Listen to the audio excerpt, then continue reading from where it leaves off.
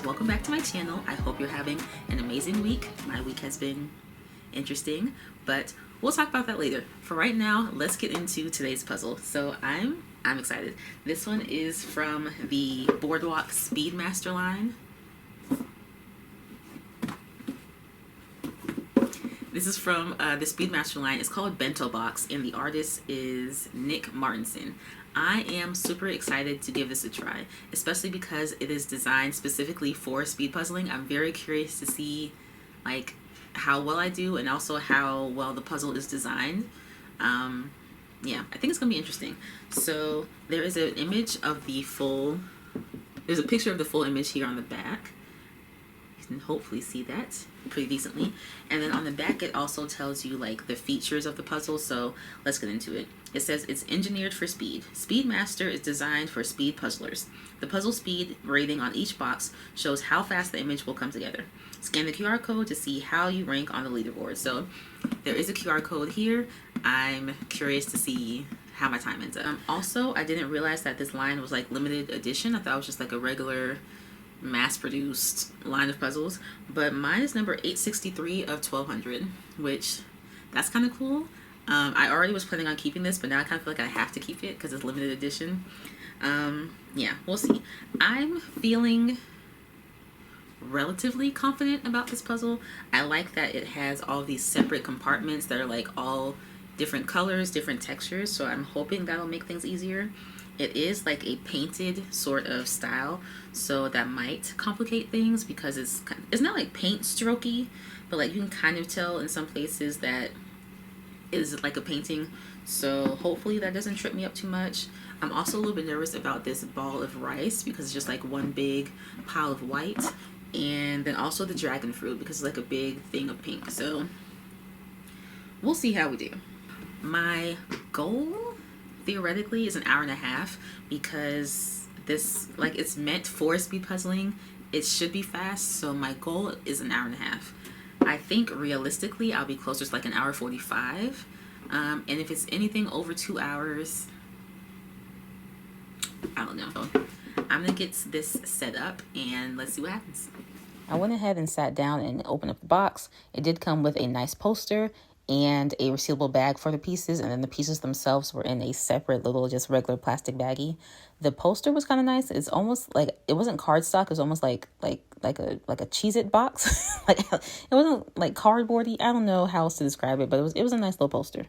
Moving on, as you can probably tell, the day that I filmed the intro and the day that I'm filming the puzzle were not the same day.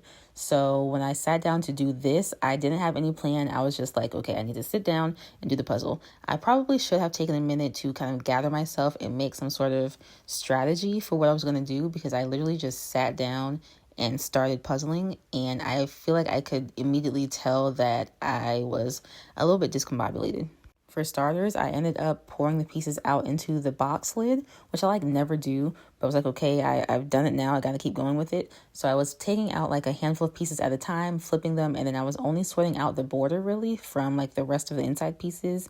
And then here and there I was picking out some of the more like obvious or like pieces, like the patterns that were sticking out to me. Like I picked out the blueberries and then the little swirl of carrots, and I kind of put those to the side.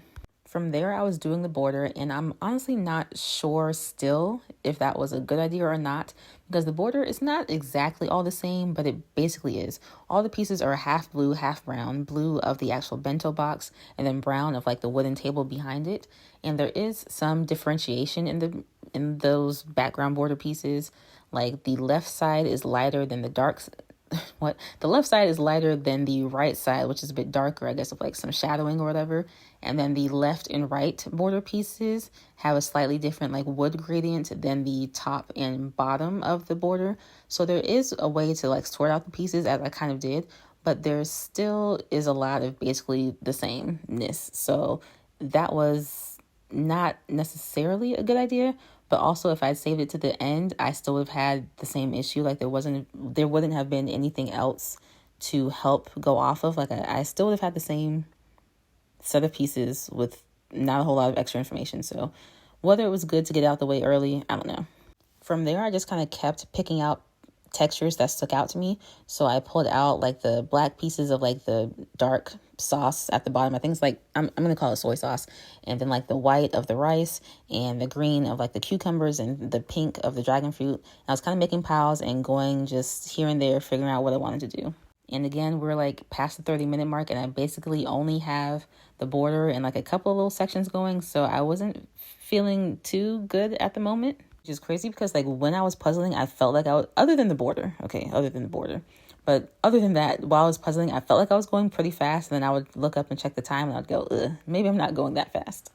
But that ball of rice was surprisingly not too hard to put together. The carrots were pretty easy. That like little cup of wasabi and the cucumbers, the green peas at the top, those were a little bit harder than I was expecting. And then once I got rid of those like green and orange and kind of pulled out the pinks, I had just a whole lot of like orangey brown at the top. So I kind of left those alone and just worked with those other sections from there. But when I tell y'all it's been a long week, okay, so for one, I got summoned for jury duty, which on its own is just kind of, it's fine. Jury duty is what it is. But I got summoned one on my husband's birthday, which is crazy that that's the day that I was summoned for. And also, as you all know, my husband works during the day and I have baby during the day. So I was like, I'm not really thinking I can do jury duty right now. But anywho's, I go online, I'm putting in my information, and it says, okay, if you want to try to get exempt from jury duty, fill out a form and send it to us. But there's no link or mention of where the forms would be. So I ended up giving them a call, and the man is basically talking to me like I'm stupid the whole time. I'm like, I told him that I needed to find the link to the forms for saying like I have a child, I need it to be excused. He says, okay, go to this website, go on the left side here, click this, click there, and then there'll be a link that says forms and affidavits. So I do all those first parts, and I'm telling him there's nothing that says forms and affidavits, and he's telling me I'm wrong. I'm telling him I'm looking at my phone, it's not there. He's going back and forth with me. Eventually, I end up finding it myself somewhere else on the website. That's not what he was talking about. Then I go to print them, and of course, my printer is out of yellow ink. And because it's out of yellow, it will not let me print even just in black and white. Then my husband reminds me that we have another printer in the corner. I go, I dust that one off, plug it in. That one is out of blue ink, which means I still cannot print on that one either. But thankfully, we live in the day and age of libraries. So I pack up baby, get in the car, get to the library, go through the whole process of getting this form printed out, which was it's a whole separate thing. And of course, it needs to be notarized. So I make an appointment with my bank to get the form notarized the next morning. I get up. I'm like running slightly behind because my baby wakes up like 7, and then he was taking a nap, and then his nap and me getting ready, the times are off. So I'm like rushing to get to the bank on time. Baby's yelling at me. I'm all over the place. Get everything signed. Get on with our day. I take the form, I email it to the people. I'm like, okay, I'll probably hear back from them tomorrow. No, 10 minutes later, I get an email back, and I open it up. It says, thank you, Miss Puzzles with Bree, for sending in this form. You've been denied an exemption. So we'll see you on the day of your jury duty. I'm so confused. I give the guy a call back, the same guy that I called yesterday. And now he decides to tell me, oh yeah, if you're married, you automatically will be denied an exemption because technically you have another person capable of taking care of your child. I'm like, dude, you could have asked me this or mentioned this to me yesterday. You don't even know what I had to go through to get this paper signed. And I'm telling him, my husband works full time and I have the child. He's telling me all these things about how it's my civic duty and his employer technically can't fire him or something. He could have told me this the day before. So that was a great use of my time, those 2 days that I spent going back and forth with that. But back to the puzzle, other than those like small sections of the little sauces and side dishes, I think my favorite part to put together was the compartment with like the different sushis in it. That one was pretty fun because like every piece is kind of different and it wasn't too hard figuring out what went where. The hardest section that I actually wasn't really expecting was that portion of like teriyaki chicken in the middle with like the brown rice. That part was really, really hard. The dragon fruit wasn't too fun to put together either, but that chicken section was definitely the hardest part for me. And then I ended up finishing on the like shrimp tempura on the top left corner. I just shape sorted as soon as I started that section, and it definitely made it go a little bit smoother. I was down to my last few pieces, and I ended up finishing at 1 hour, 55 minutes, and 55 seconds. So, you know, not my best work, but it could have been worse. Overall, I enjoyed this puzzle. I liked the piece size and the piece cut. It's a standard grid cut, but it's nice and wonky, and y'all know I love that.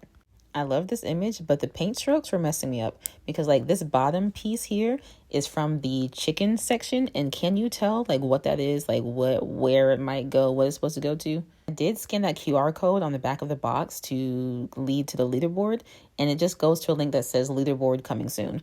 On myspeedpuzzling.com, I'm ranked number 51 out of 53 on this puzzle. Let me know, would you pick up this puzzle or any of the other ones in this Speedmaster line to speed puzzle or just to do casually? I don't love the other images in this line as much as I liked this one, so I don't think I'll get any more anytime soon. I'll wait until, you know, the next kind of round of these puzzles come out. Make sure you give this video a like if you enjoyed it and subscribe if you haven't already. Let me know what puzzle you're working on down in the comments, and I'll see you in my next video.